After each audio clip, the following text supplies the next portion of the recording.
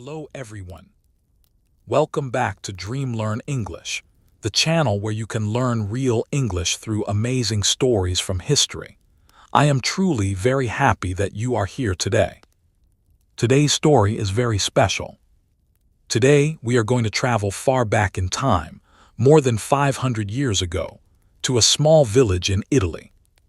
Today we are going to meet a man who was a painter, a scientist, an inventor, an architect, an engineer, and so much more. His name was Leonardo da Vinci. And by the end of this story, I believe you will agree with me. This man was truly one of the greatest human beings in human history. Let us start at the very beginning. It was a warm spring morning. The date was April 15, 1452. In a small farmhouse near the village of Vinci in the region of Tuscany, Italy, a baby boy was born. His name was Leonardo. He did not have a family name at that time because he was born outside of a formal marriage. His father was a man named Sir Piero da Vinci, a successful notary, which means a person who helps people with legal documents. His mother was a young peasant woman named Caterina. Because Leonardo was born outside of marriage, he was called illegitimate. In those days, this was considered a serious social problem. But for little Leonardo, it would not stop him. Nothing would stop him. Leonardo's father, Sir Piero, soon took the baby to live with him. Leonardo grew up in the town of Vinci, surrounded by the beautiful green hills of Tuscany. He lived with his grandparents and his uncle, Francesco, who loved nature and the countryside deeply. This love for nature, for plants, for water, for birds, it became part of Leonardo's heart too. From a very young age, little Leonardo would sit outside for hours, watching insects, drawing flowers, studying the way water moved in a stream. He had a curiosity that never ever stopped. Most children in those days received a basic education, reading, writing, and simple mathematics. Leonardo learned these things, but his education was not formal or very structured. And yet this boy's mind was growing faster than anyone around him could understand. By the time Leonardo was around 13 years old, his father recognized that his son had a very special gift, the gift of drawing and art. Sir Piero decided to send his young son to the best place in all of Florence to develop this gift. Florence, in those days, was the most important city for art and culture in the entire world. It was the center of a great movement called the Renaissance, which is a French word meaning rebirth. During the Renaissance, people were rediscovering the art, science, and philosophy of ancient Greece and Rome. New ideas were everywhere. Great artists, thinkers, and inventors were all around. And it was into this beautiful, exciting world that young Leonardo da Vinci arrived. Sir Piero brought Leonardo to the workshop of a very famous artist and sculptor named Andrea del Verrocchio. Verrocchio was one of the most respected artists in Florence. His workshop was busy and full of talented young men learning the art of painting, sculpting, and design. When Leonardo walked through those doors, he was about 14 years old, and his life was about to change forever. In Verrocchio's workshop, Leonardo learned everything: how to mix paints, how to sculpt in clay and bronze, how to draw the human body, how to think about composition and light. He was a dedicated student, always working, always observing. And very quickly people noticed that this young man was not just good, he was extraordinary. There is a famous story about this time. Verrocchio was painting a large work called the Baptism of Christ. He asked his young apprentice Leonardo to paint one of the angels in the corner of the picture. Leonardo painted his angel, and when Verrocchio saw it, he could not believe his eyes. The angel that Leonardo painted was so much more beautiful, so much more alive, so much more perfect than anything Verrocchio himself had painted. According to the great art historian Giorgio Vasari, Verrocchio was so amazed, and perhaps so humbled, that he decided he would never paint again. He said that his student had already surpassed him. By the time Leonardo was 20 years old, he had qualified as a master artist in the Guild of St. Luke, the official organization for artists and doctors of medicine in Florence. He was now free to work on his own, to take commissions, to be an independent artist. But Florence, for all its beauty, could not contain Leonardo's ambitions.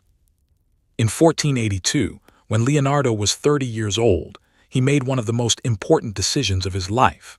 He traveled north to Milan, a powerful city ruled by a duke named Ludovico Sforza, also known as Il Moro, the Dark One.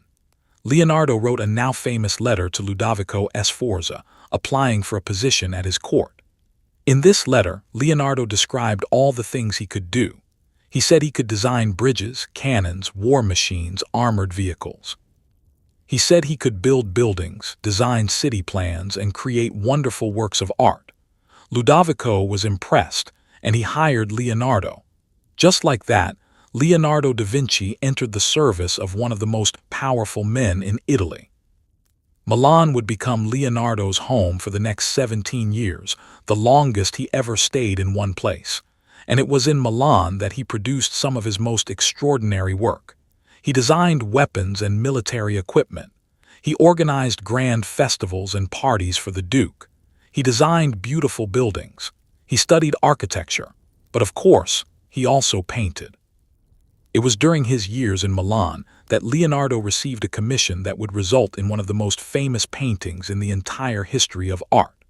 Around 1495, Ludovico Sforza asked Leonardo to paint a large mural on the wall of the dining hall inside a monastery called Santa Maria del Grazie. The subject of the painting was the Last Supper, the final meal that Jesus Christ shared with his 12 apostles before his arrest and crucifixion. Leonardo worked on this painting for approximately 3 years. He was intensely careful, intensely focused. He wanted to capture not just the physical appearance of the people at the table. He wanted to capture their emotions, their reactions, the inner life of each person. He chose to paint the moment just after Jesus said to his disciples, "One of you will betray me."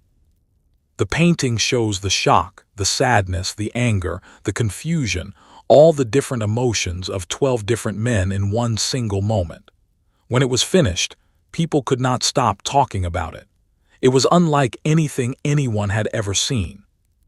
But Leonardo also had a secret side, a side that most people during his lifetime never fully knew about. Inside his private notebooks, he was doing something remarkable. He was studying everything. He was drawing everything. He was questioning everything. He studied the human body. He performed dissections of human corpses to understand how muscles, bones, veins, and organs worked.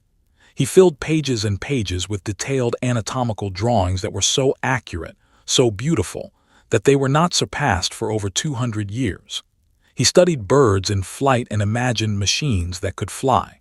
He drew designs for a helicopter-like device, for a glider, for a machine with wings that moved like a bird. He studied the movement of water, rivers, waves, floods, and made detailed notes and drawings. He designed canals, bridges, and water systems. He drew plans for a bicycle, for an armored vehicle that moved on wheels, for a solar power concentrator, for a robot, for a giant crossbow. His notebooks were written in a strange, backward handwriting that could only be read when held up to a mirror. He wrote with his left hand from right to left. Some say he did this for secrecy. Others say it was simply more comfortable for a left-handed man. Whatever the reason, these notebooks were a secret world, a private universe of ideas. In 1499, Leonardo's peaceful life in Milan was suddenly interrupted. A French army invaded Italy and defeated Ludovico Sforza. The Duke fell from power. Leonardo's patron was gone, and Leonardo, now 47 years old, had to leave Milan and find a new home, a new purpose, a new beginning. He returned first to Florence. After many years in Milan, Florence had changed, and Leonardo had changed too. He was no longer a young apprentice. He was a famous, celebrated artist. He was welcomed back warmly, and it was during this new period in Florence that he began work on what would become his most famous painting of all. Around 1503, Leonardo began work on a portrait of a woman. The woman is believed to have been Lisa Gherardini, the wife of a wealthy Florentine merchant named Francesco del Giocondo. That is why the painting is sometimes called La Gioconda, but the world knows it by another name, the Mona Lisa. Leonardo worked on this painting for years. He was never fully satisfied with it. He kept it with him, kept working on it, kept adjusting, kept perfecting. The Mona Lisa became, for Leonardo, the ultimate expression of his philosophy of art, that a painting should capture not just the outside of a person, but their inner world, their soul, their emotion. The famous, mysterious smile, that expression that seems to change depending on how you look at it, whether she is happy or sad, near or far, was Leonardo's greatest achievement in capturing the interior life of a human being. He never sold the painting. He kept it with him until the end of his life. During these years back in Florence, Leonardo also worked on a commission to paint a great mural called the Battle of Anghiari for the Florentine government. This project brought him into contact and into competition with another young genius who was also working in Florence at the time. That genius's name was Michelangelo. The two men famously did not like each other very much. They were very different. Leonardo was elegant, gentle, and curious about everything. Michelangelo was intense, difficult, and passionately dedicated to his art. They argued, they competed, but both were transforming the world of art forever. After Florence, Leonardo moved around several more times, always searching for new patrons, new opportunities, new challenges. Around 1502, he spent time working as a military engineer for Cesare Borgia, one of the most feared and powerful men in Italy, the son of Pope Alexander VI. During this time, Leonardo made detailed maps of the cities and territories he visited. His maps were so accurate and so beautiful that historians today say Leonardo helped lay the groundwork for the modern science of cartography, the making of maps. During this service to Borgia, Leonardo also met a very interesting man, a Florentine politician and writer named Niccolo Machiavelli, the future author of The Prince. The two men had long conversations, two extraordinary minds sitting together, talking about war, politics, power, and human nature. In 1506, the French rulers of Milan called Leonardo back to the city. He spent several more years there, continuing his scientific studies with even greater intensity. He was now deeply committed to his anatomical research. He collaborated with a young doctor and professor named Marcantonio della Torre. Together, they planned to write a great illustrated textbook on human anatomy.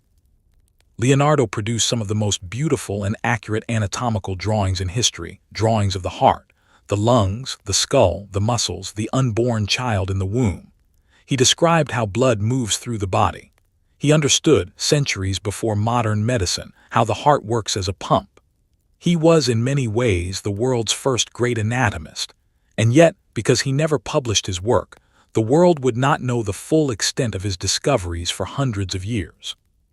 In 1513, Leonardo moved again, this time to Rome, the Eternal City, where Pope Leo X was a great patron of the arts. Michelangelo was also in Rome, having recently completed the famous ceiling of the Sistine Chapel.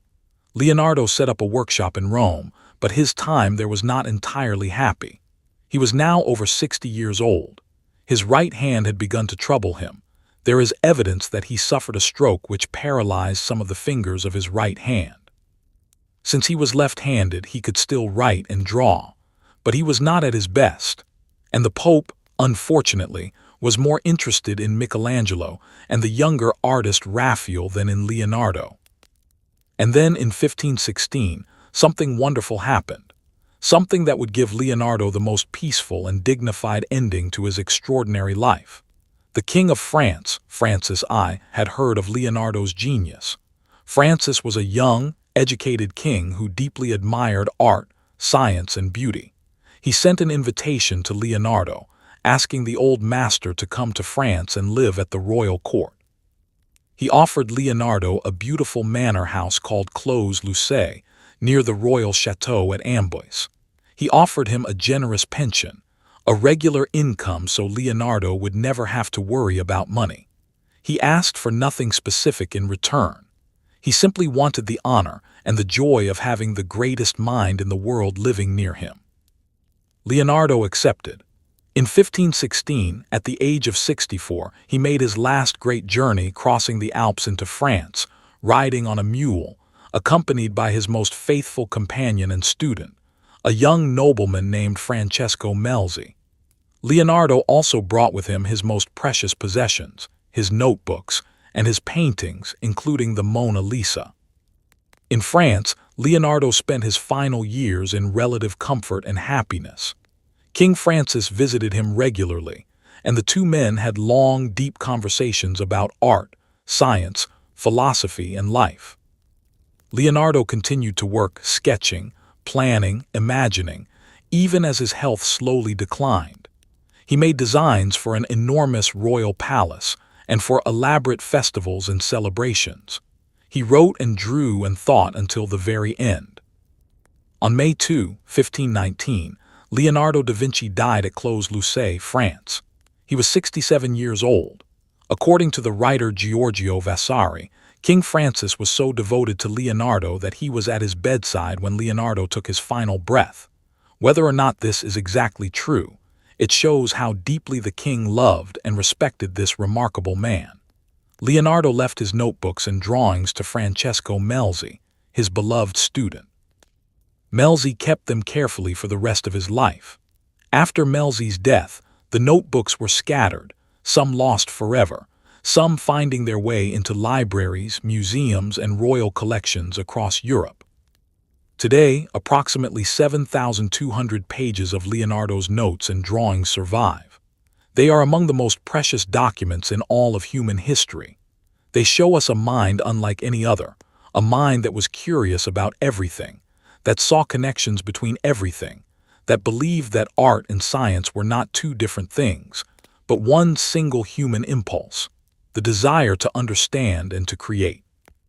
When we look at his paintings today, the mysterious smile of the Mona Lisa, the emotional drama of the Last Supper, the soft golden light of the Virgin of the Rocks, we are looking at the work of a man who wanted to capture the world exactly as it truly was, in all its beauty and all its complexity. And when we read his notebooks, his wild, brilliant, sometimes half-finished ideas about flying machines, water systems, the human body, the movement of planets, we are reading the private thoughts of a man who was living 500 years ahead of his time. Leonardo da Vinci had no formal university education. He was an illegitimate child from a small village in Tuscany. He had no powerful family name, no inheritance, no political connections. And yet, by the time he died, a king held his hand. Museums across the world now hold his work. The Mona Lisa, a painting he never even sold, is the most visited artwork in the entire world. Over 6 million people go to see it every single year in the Louvre Museum in Paris. His Vitruvian Man, a drawing from his notebook, is one of the most recognized images in all of human culture. His notebooks inspired artists, scientists, engineers, and thinkers for centuries after his death. The great writer Walter Isaacson, who wrote a famous biography of Leonardo, said something very beautiful. He said that what made Leonardo extraordinary was not just his talent or his intelligence. It was his curiosity, his pure, childlike, unstoppable curiosity about absolutely everything. He wanted to know how things worked. He wanted to understand why the sky was blue, how birds fly, how the human heart beats, why water moves the way it does. He asked questions that no one else was asking, and he tried to answer them not just with words, but with his hands, his eyes, and his art. So, my dear friends, this is the story of Leonardo da Vinci, a boy born in a small farmhouse in Tuscany who became the greatest artist, the greatest scientist, and perhaps the greatest genius that the world has ever known. His life teaches us something very important. It teaches us that curiosity is the most powerful tool any human being can have. That it does not matter where you come from, or what your family name is, or how your education started. What matters is that you never stop asking questions, never stop learning, never stop looking at the world with wonder and curiosity. And that, my friends, is exactly what we do here at DreamLearn English. Every single day, we learn something new together. If you enjoyed today's story, please give this video a thumbs up. It helps the channel grow and reach more English learners around the world. And if you are new here, please subscribe. We have many more beautiful stories waiting for you. Share this video with a friend who is learning English. It could change their life. Until next time, keep learning, keep growing, and keep dreaming. Thank you so much for being here. Goodbye for now, and I will see you in the next story.